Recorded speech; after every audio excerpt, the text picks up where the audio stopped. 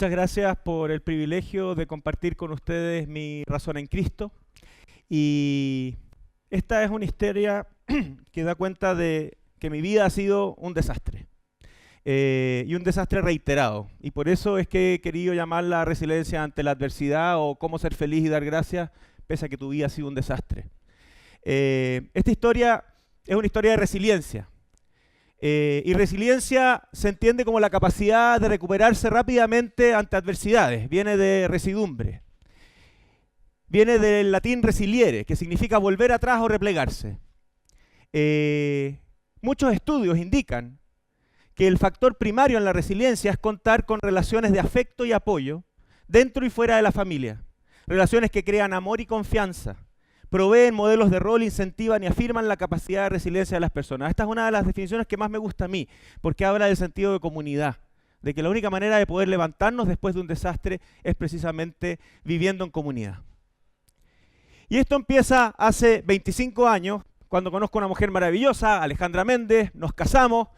La vida me ha dado a mí unas oportunidades enormes, al igual que muchos de ustedes. Pude ir a estudiar un máster en la Universidad de Harvard y me sentía como un jumbo que venía despegando, lleno de ganas de hacer cosas, de devolver la mano a estas oportunidades que me había dado la vida.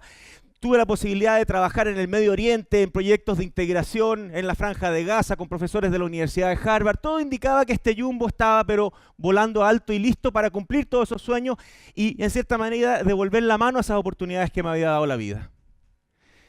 Dentro de esas oportunidades, el 98, nace Pablito, nuestro primer hijo. Mi amigo Alejandro Aravena es invitado a hacer clases a Harvard y empezamos a pensar cómo innovar en la vivienda social en Chile. Y cuando estábamos a punto de que este jumbo aterrizara en Chile, viene el primer aterrizaje forzoso. Bañando a Pablito, que estaba a punto de cumplir 2 años, le siento un bulto en el estómago y finalmente es un sarcoma de células claras del riñón con metástasis en la médula.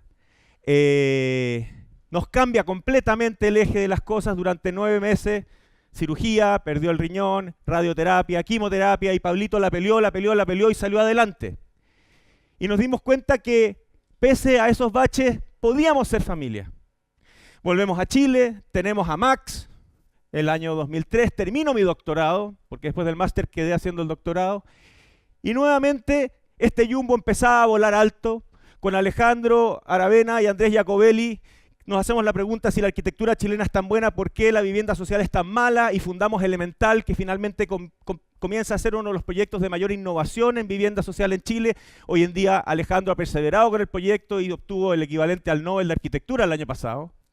Y cuando todo indicaba que por fin dejábamos atrás, viene el aterrizaje más forzoso. Realmente fue fatal. Vísperas de Año Nuevo del año 2004, Pablito empieza a sentir dolores de cabeza, metástasis en el cerebro, un tumor de 500 gramos del tamaño de una pelota de tenis. Tenemos que partir ese mismo día de urgencia a Estados Unidos. Max queda atrás, partimos mi suegra Alejandra y yo. La Alejandra salió esa noche y no volvió en un año a su casa. Y empieza el terror. El terror de enfrentar que esta cosa estaba viva, que la muerte nos visitaba. Pablito se tiene que despedir de sus amigos, descubre cosas maravillosas como un entorno donde está todo hecho para que, pese al dolor y al sacrificio, haya espacio para la felicidad. Y empezamos una lucha tremenda porque significaba una operación al cerebro, radiación en el cerebro y doble trasplante de médula aislado en una burbuja durante casi un año. El aislamiento era feroz, pero nos permitía una cosa maravillosa, tener todo el tiempo del mundo para estar juntos. Solo podían haber 2 personas al mismo tiempo en la burbuja. Y después de un mes, Maxito, que cumplió 1 año, llega de Chile a visitar a su hermano. Ese es el día en que llega, se asoma por la burbuja y lo más impresionante es que entra caminando. Había aprendido a caminar con mis papás. Nosotros, imagínense lo que es para un papá perder la experiencia de vivir un hijo que entra caminando. Y el encuentro entre los 2 hermanos es una cosa maravillosa. Y empieza a darse esta idea de que la resiliencia tiene que ver con la fuerza del apoyo. El Max se ponía la bata enfermo, le ponían inyecciones falsas, Pablito acompañando, resiliente, peleando, casi lo perdemos en el primer trasplante de médula. Y pese a todas las dificultades, pese a lo mal que lo pasamos, había espacio para ser feliz.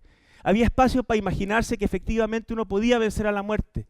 que había que no tenerle miedo, había que tenerle respeto, y que en cada cosa, por macabra que fuera, había una oportunidad para entretenerse y para que los niños fueran niños. La radiación que se le hizo en el cerebro fue una radiación experimental que era muy precisa, hubo que atornillarlo a la máquina de radiación y su máscara él la pintó como el Power Ranger. Y se sentía el Power Ranger. Una amiga nuestra, médico chilena, al día de la primera nevazón, llegó con un cooler lleno de nieve, rompiendo todas las barreras de seguridad, y hizo un mono de nieve, y terminó haciendo guerra de nieve con las enfermeras. Y salimos adelante.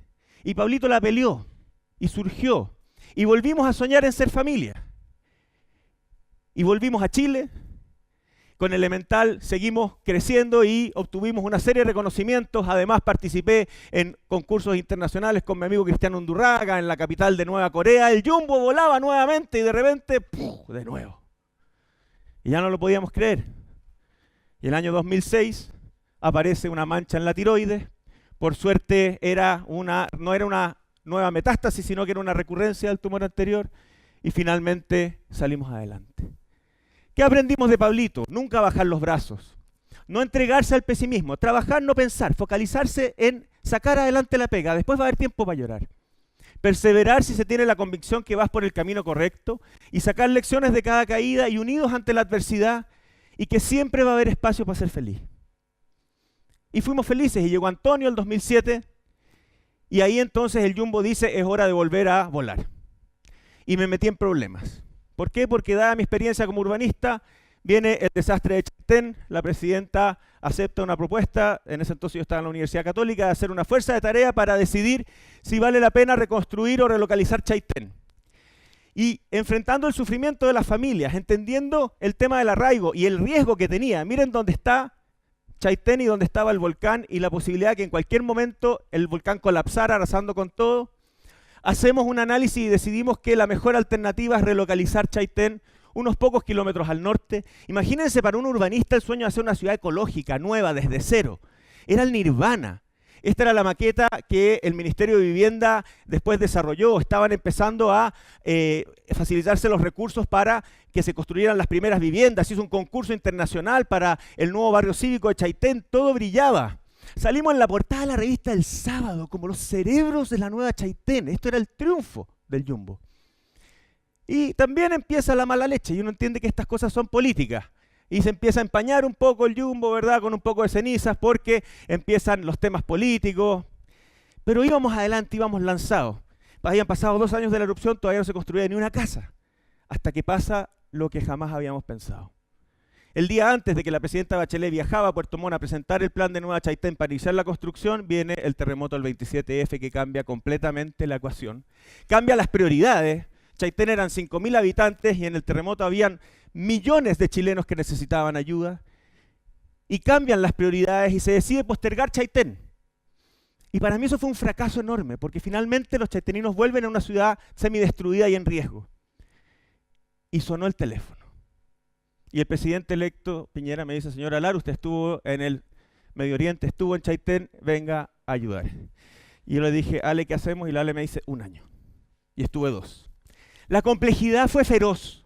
Imagínense reconstruir 220.000 viviendas y además chequear que las familias sean elegibles de subsidio, que haya un proyecto, que esté la plata, que haya una constructora, etcétera. Cuenten hasta 220.000 sin equivocarse. Nos equivocamos mucho. Pero lo que sí aprendimos de Chaitén era que había que avanzar rápido, porque los tiempos son muy lentos en tiempos de paz para construir, para desarrollar países, para desarrollar ciudades, más lento es en tiempos de paz. Y teníamos un presidente que además generaba expectativas. En 20 días hemos hecho más que en 20 años. Él feliz de ser bestseller con el Piñericosa. Pero mis hijos, cuando dicen, papá, ¿por qué el Clinic pone para regalo de Pascua que te van a amarrar con el ministro de Vivienda en Dichato para que los habitantes de Dichato te peguen a palo? Es porque estas pegas son difíciles, porque tienen trade-off, porque tú tienes que explicarle a la señora que lleva 80 años viviendo en la ribera del río Maule que vamos a tener que expropiar su vivienda para poder construir un parque de defensa de tsunamis que permite que no se inunde la ciudad nuevamente. Y además tener que reordenar todo este enredo burocrático y tratar de optimizarlo para que no nos pasara lo que nos había pasado en Chaitén. El fracaso de Chaitén no me lo podía repetir de nuevo. Y logramos avanzar rápidamente. Hicimos más de 120 planes maestros de reconstrucción que pasaron rápidamente del desastre al PowerPoint donde quedó Chaitén, pero luego logramos avanzar en menos de 4 años en la reconstrucción resiliente de una comunidad que volvía, al igual que con el cáncer, reconocer el riesgo, no tenerle miedo a aprender a vivir con él y empezar a reconstruir una manera de vivir nueva. Y la verdad es que pese a todo el fracaso de Chaitén hasta ahora, y yo doy charlas alrededor de todo el mundo respecto a por qué ha sido tan exitosa la reconstrucción en Santiago y en Chile. No es una pega fácil. Primero te van a criticar porque vas muy lento, luego te van a acusar por falta de transparencia y finalmente cuando digan que quedó feo, ahí ya lo lograste. Entonces habrás terminado. ¿Cuándo termina la reconstrucción para nosotros? Y con esto termino. Primero, cuando aprendes a enfrentar el fracaso o la muerte, liberándote de él, aprendiendo las lecciones y dejando de temerle, que es la gran lección de Cristo en la cruz. Cristo nos enseñó que no hay que temerle a la muerte, que hay algo más allá de la muerte. Y tampoco hay que temerle al fracaso. Que cuando las dificultades y las caídas sean duras, tienes que seguir volando y soñando por mejores futuros. Va a haber siempre otras oportunidades. Cuando te das cuenta que no estás solo, que estás acompañado, que perteneces a una comunidad. Y cuando reconoces que la fortaleza humana está en la presencia de Dios y está en el milagro de la vida. Y nuestra reconstrucción familiar terminó, esto es Pablito el 2004, 10 años después, Pablito está sano, va a dar la PSU, y volvimos el 2014 a dar gracias y ahí está con su enfermera. Entonces ahí me di cuenta que el Jumbo no volaba solo, que el Jumbo venía acompañado de una maravillosa mujer, que era esta nave nodriza que lo acompañaba, y 3 pequeños jets, que eran mis 3 hijos, que eran los que le daban un sentido a ese vuelo. Y ahora vuelo mucho más seguro. Y así como me di 2 años de mi vida en tratar de reconstruir el país y luego 4 años de mi vida en que mi familia me reconstruyera a mí, yo creo que la razón en Cristo está en eso, en dejar de tenerle miedo al fracaso igual muerte y entender que en el mensaje de Jesucristo está la redención. Muchas gracias.